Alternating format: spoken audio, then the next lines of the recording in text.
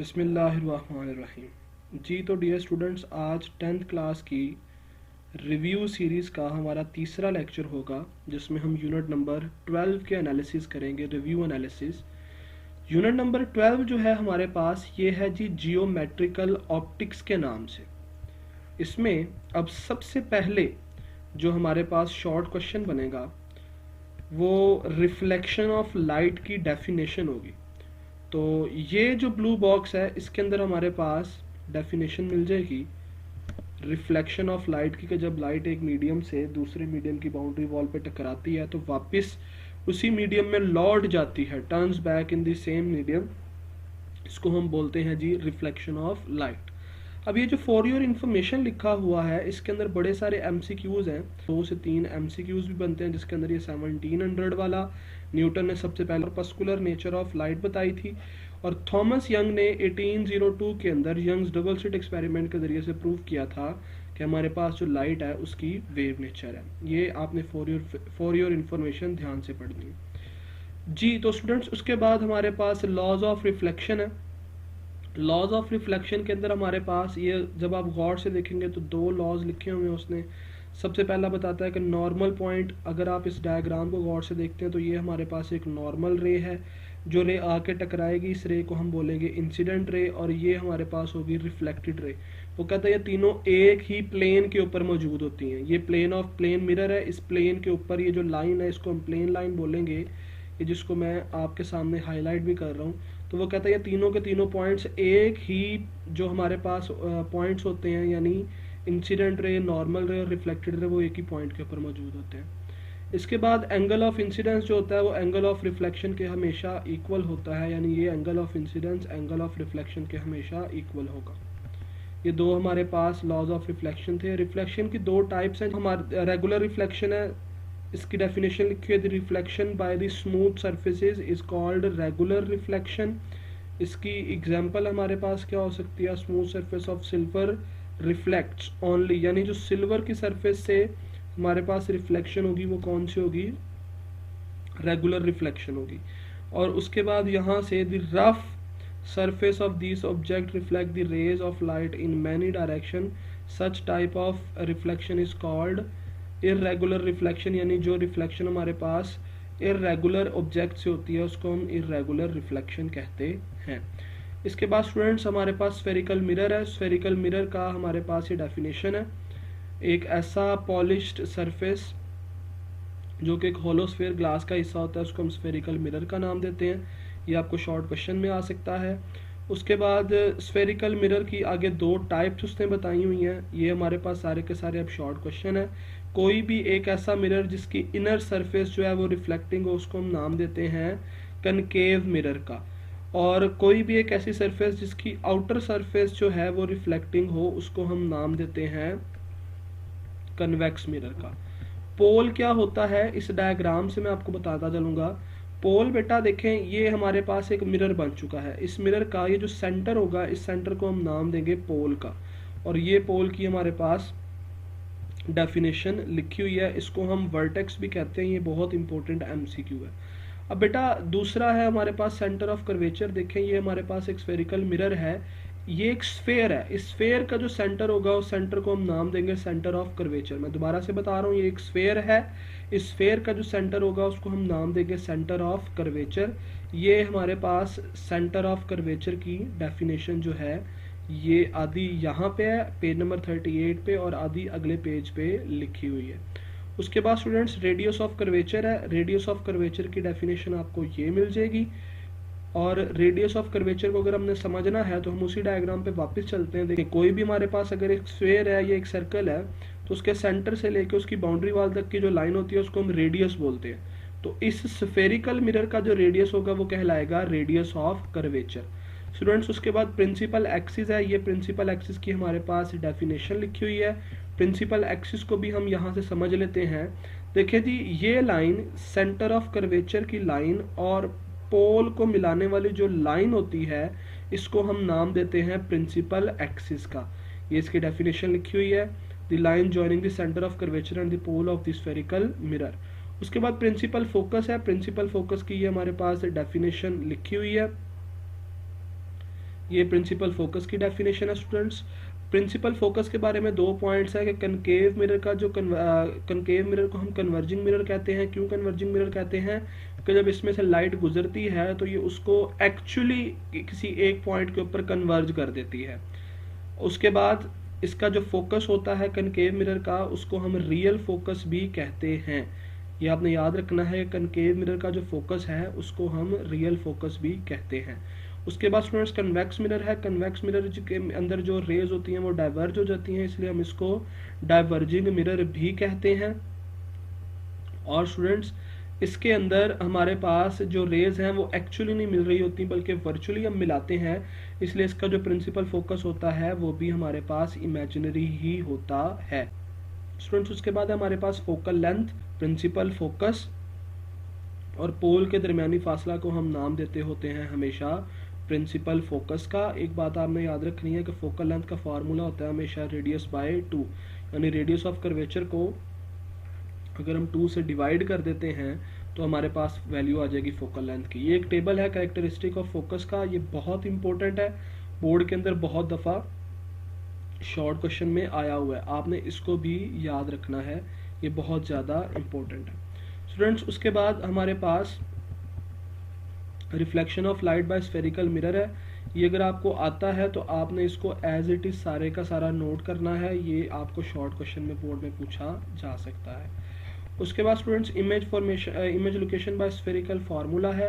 Spherical formula की इसके अंदर आपने डेफिनेशन याद करनी है। स्फेरिकल की जब आप डेफिनेशन लिखेंगे, ये ब्लू बॉक्स वाली जो है, उसके बाद आपने इसका फार्मूला याद रखना है। ये इसका फार्मूला लिखा हुआ है, ये बोर्ड में बहुत दफ़ा पूछा जा चुका है। और इसके जो करेक्टरिस्टिक्स हैं वो आपके साइन कन्वेंशन के इस टेबल के अंदर लिखे हुए हैं।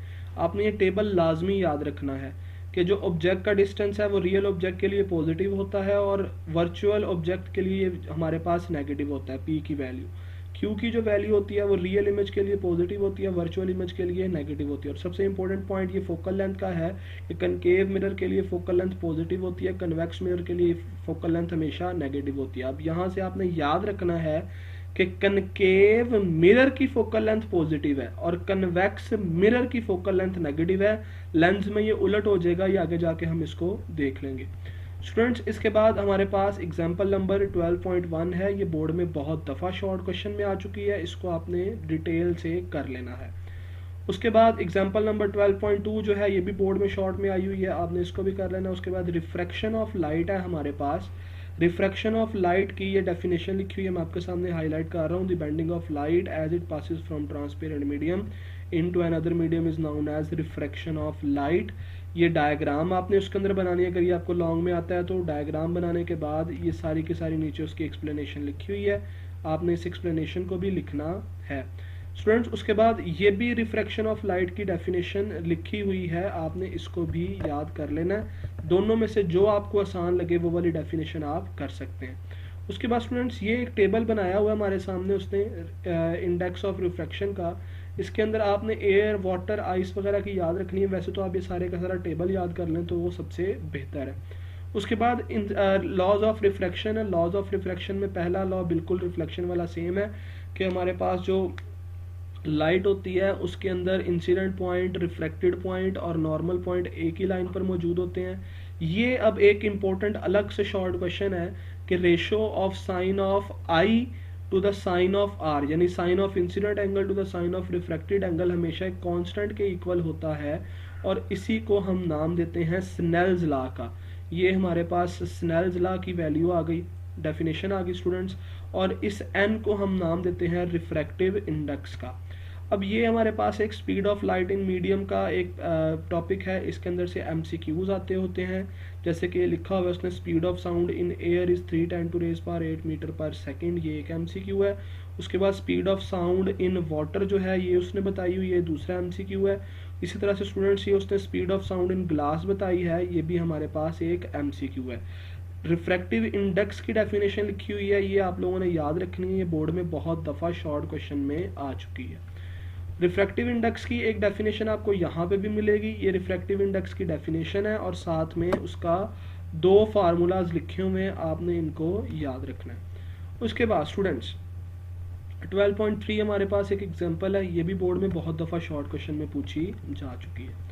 टोटल इंटरनल रिफ्लेक्शन का टॉपिक है, ये आपको लॉन्ग में भी आ सकता है, शॉर्ट में भी आ सकता है। इसकी ये दो डायग्राम्स हैं, ये आपने याद रखनी है। इसके अंदर सबसे जो इम्पोर्टेंट डेफिनेशन है वो है जी हमारे पास क्रिटिकल एंगल की।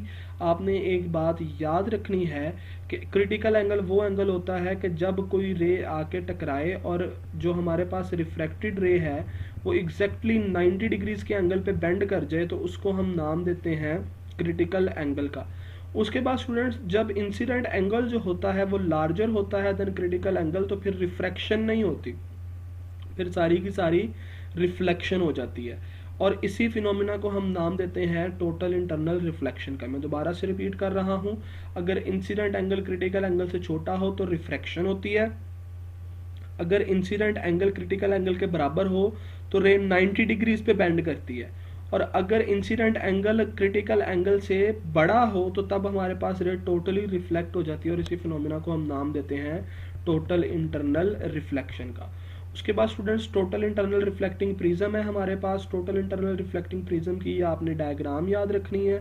इसमें वो बताता है कि हमारे पास किस तरह से रे आती है, नॉर्मल रे बन जाती है, 45 के एंगल पर टकराती है। चूंकि ग्लास का जो क्रिटिकल एंगल है वो उसने बताया होगा 42 है हमारे पास, ये एमसीक्यू है बहुत इंपॉर्टेंट। ग्लास का क्रिटिकल एंगल जो है वो हमारे पास 42 है, 45 के एंगल पर जाकर टकराई, यानी इंसिडेंट एंगल जो है वो इस क्रिटिकल एंगल से क्या है ज़्यादा, इसलिए रे टोटली की टोटली क्या हो जाएगी हमारे पास, रिफ्लेक्ट हो जाएगी।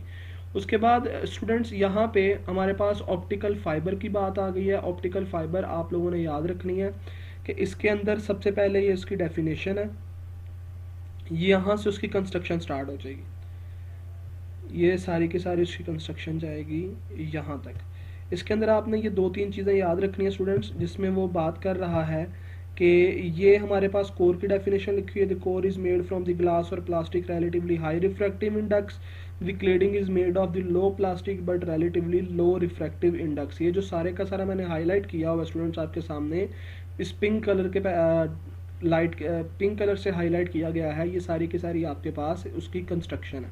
कंस्ट्रक्शन के बाद स्टूडेंट्स हमारे पास नेक्स्ट आ जाएगा इस पॉइंट से, लाइट एंटरिंग से हमारे पास यहाँ पे आ जाएगी उसकी वर्किंग। वर्किंग के बाद ये सारे एंड पे लिखे हुए हैं उसके यूजेस। एक बात आपने याद रखनी है बच्चों कि ये जो हमारे पास डायग्राम है इसको आपने लाजमी तौर पे याद रखना है, ये डायग्राम आपको बनानी पड़ेगी अगर आपने इसको एज अ लॉन्ग अटेम्प्ट करना है। उसके बाद स्टूडेंट्स हम लाइट पाइप की तरफ जाते हैं। लाइट पाइप पर आपको शॉर्ट आ सकता है, अगर शॉर्ट आएगा तो आपने ये एज इट इज सारे का सारा इसके अंदर लिख देना है। उसके बाद एंडोस्कोप है, एंडोस्कोप की ये डेफिनेशन लिखी हुई है, आपने एंडोस्कोप की डेफिनेशन लिखनी है, और ये हमारे पास डेफिनेशन लिखी हुई है एंडोस्कोपी की, और सॉरी यूजेस लिखे हुए हैं। और उसके बाद ये हमारे पास उसने बताया है कि एंडोस्कोप डिफरेंट जो हमारे पास बॉडी ऑर्गन्स होते हैं उनके एनालिसिस के लिए इस्तेमाल होती है, जैसे कि थ्रोट के लिए इस्तेमाल होती है, ब्लैडर के लिए होती है, स्टमक के लिए होती है, और जो स्टमक के लिए होती है उसको हम गैस्ट्रोस्कोप का नाम देते हैं, जो ब्लैडर के लिए होती है उसको हम सिस्टोस्कोप का नाम देते हैं, और जो थ्रोट के लिए होती है उसको हम ब्रोंकोस्कोप का नाम देते हैं। और एंडोस्कोप हमारे पास ये उसका मेथड लिखा हुआ है कि किस तरह से यूज़ होता है, ये उसकी वर्किंग सारी की सारी लिखी हुई है एंड पे। उसके बाद स्टूडेंट्स हमारे पास रिफ्लेक्शन थ्रू प्रिज्म है। रिफ्लेक्शन थ्रू प्रिज्म के अंदर ये प्रिज्म की डेफिनेशन लिखी हुई है।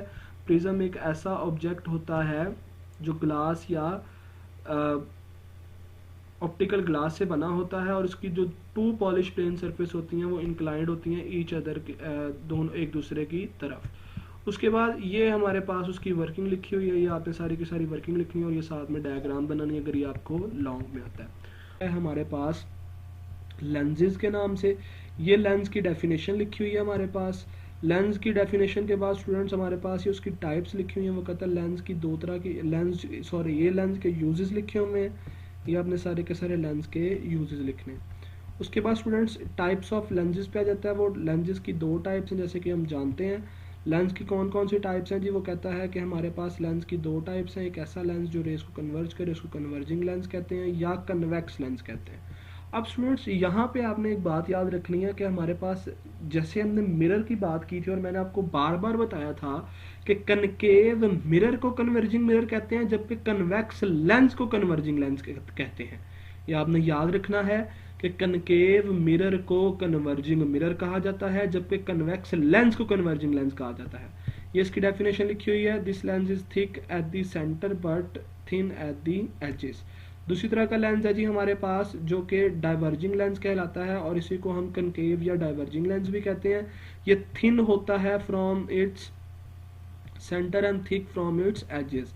ये दोनों की डायग्राम बनी हुई है। ये ऊपर हमारे पास एक कन्वेक्स लेंस बना हुआ है, देखें ये साइडों से थिन है, जबकि इनर साइड से ये क्या है, थिक है, जबकि कन्वेक्स है जो आउटर साइड से हमारे पास थिक है और इनर साइड से क्या है, थिन है। स्टूडेंट्स इसके बाद हमारे पास टर्मिनोलॉजीज आ गई कुछ इस तरह से, जैसे कि प्रिंसिपल एक्सिस की बात की हुई है। प्रिंसिपल एक्सिस की सारी डेफिनेशन है, ऑप्टिकल सेंटर की डेफिनेशन है, जिसको हम पोल कहा करते थे वो यहाँ पे ऑप्टिकल सेंटर बन जाएगा। प्रिंसिपल फोकस की बात करते हैं, ये प्रिंसिपल फोकस की बात लिखी हुई है, डेफिनेशन लिखी हुई है। और हमारे पास ये कन्वर्जिंग लेंस के बारे में वो बता रहा है, कन्वेक्स लेंस के बारे में यानी कि, और ये हमारे पास डाइवर्जिंग लेंस के बारे में बता रहा है। उसके बाद स्टूडेंट्स फोकल लेंथ है हमारे पास, distance between principal focus and the optical centre, उसको हम नाम देते हैं फोकल लेंथ का। उसके बाद स्टूडेंट्स पावर ऑफ लेंस है, पावर ऑफ लेंस की हमारे पास डेफिनेशन लिखी हुई है, reciprocal of its focal length in metres, ये फार्मूला लिखा हुआ है जी। और इसी तरह से ये एक एमसीक्यू है कि जो पावर ऑफ लेंस का यूनिट होता है उसको हम नाम देते हैं dioptre, it is denoted by capital assemble capital D. उसके बाद students 1 dioptre is equal to 1 per metre होता है। इसी तरह से ये डायोप्टर की डेफिनेशन लिखी हुई है, ये भी एक शॉर्ट क्वेश्चन है, इसको भी आपने एज इट इज याद रखना है। उसके बाद वो कहता है focal length of convex lens is positive, therefore is power is positive, यानी कन्वेक्स लेंस की जो पावर होगी वो पॉजिटिव होगी, जबकि कनकेव लेंस की जो पावर होगी वो हमारे पास नेगेटिव हुआ करेगी। इमेज फॉर्मेशन बाय लेंस की लेंस का हमारे पास टॉपिक है स्टूडेंट्स। यहाँ से आपने याद रखना है कि लेंस के अंदर 3 तरह की रेज आती हैं, वो जो ऊपर पॉइंट लिखा हुआ है ये आपने गौर से देखना है। पहली रे जो आएगी वो प्रिंसिपल एक्सिस के पैरेलल होगी, जैसे ही वो लेंस के साथ टकराएगी तो वो प्रिंसिपल फोकस में से पास करेगी। दूसरी रे ऑप्टिकल सेंटर में से गुजरती हुई बिल्कुल सीधी गुजर जाएगी, और तीसरी रे प्रिंसिपल फोकस में से गुजरेगी और जैसे ही लेंस के साथ टकराएगी, टकराने के बाद ये सीधी हो जाएगी। ये 3 तरह की रेज हमारे पास आती होती हैं। ये कन्वेक्स लेंस की इमेज फॉर्मेशन थी। उसके बाद students image formation by convex lens का टॉपिक है, आपने इसके अंदर सिर्फ 2 बातें याद रखनी हैं। देखिए स्टूडेंट्स, जब हमारे पास ऑब्जेक्ट जो है ये 2f से लेफ्ट साइड पे है तो इमेज भी हमारा 2f से लेफ्ट साइड पे बनेगा, और ये आपने याद रखना है कि इमेज रियल होगा, इन्वर्टेड होगा और स्मॉल इन साइज होगा। उसके बाद स्टूडेंट्स जैसे ही आप ऑब्जेक्ट को 2f पे रखोगे, अब 2f पे रखने से इमेज भी 2f पे बनेगी और सेम इन साइज होगी, यानी 2f से पहले होगा तो इमेज का साइज छोटा होगा, 2f पे रखेंगे तो इमेज का साइज हमारे पास सेम रहेगा। आपने याद रखना है कि लेंस से ऑब्जेक्ट जितनी दूर होगा इमेज उसकी उतनी छोटी बनेगी। 2f पे जब आ जाएगा तो इमेज का साइज क्या हो जाएगा, सेम। लेकिन जैसे ही आप 2f से राइट साइड पे आएंगे इमेज भी 2f से राइट साइड पे बनेगा, इमेज रियल होगा, इन्वर्टेड होगा, लेकिन लार्जर इन साइज होगा। मैंने वही बताया कि जैसे जैसे आप लेंस के करीब जाते जाएंगे इमेज का साइज क्या होता जाएगा, ज्यादा। लेकिन जैसे ही आप f पे आएंगे तो f की कंडीशन इकलौती कंडीशन है जिसके अंदर किसी भी किस्म का कोई इमेज नहीं बनता। उसके बाद स्टूडेंट्स जैसे ही आप लेंस और f के दरमियान में एक ऑब्जेक्ट को रखेंगे तो आपके पास एक वर्चुअल इमेज आएगा। ये हमारे पास इमेज फॉर्मेशन थी। उसके बाद image location by lens equation का टॉपिक है जी। इसके अंदर आपने एज इट इज ये डेफिनेशन याद रखनी है, ये फार्मूला बिल्कुल मिरर वाला फार्मूला है, ये सेम टू सेम है। उसके बाद स्टूडेंट्स इसकी साइन कन्वेंशन है बिल्कुल वैसे ही कि f पॉजिटिव होगी कन्वर्जिंग लेंस यानी कि कन्वेक्स लेंस के लिए, f की वैल्यू नेगेटिव होगी डाइवर्जिंग लेंस यानी कनकेव लेंस के लिए। अब ये उलट है मिरर से, आपने पढ़ा था कि f की वैल्यू पॉजिटिव थी कनकेव मिरर के लिए, लेकिन यहाँ पे f की वैल्यू पॉजिटिव होगी कन्वर्जिंग मिरर यानी कन्वेक्स लेंस के लिए। वहां पे कनकेव मिरर के लिए थी, यहाँ पे कन्वेक्स लेंस के लिए होगी।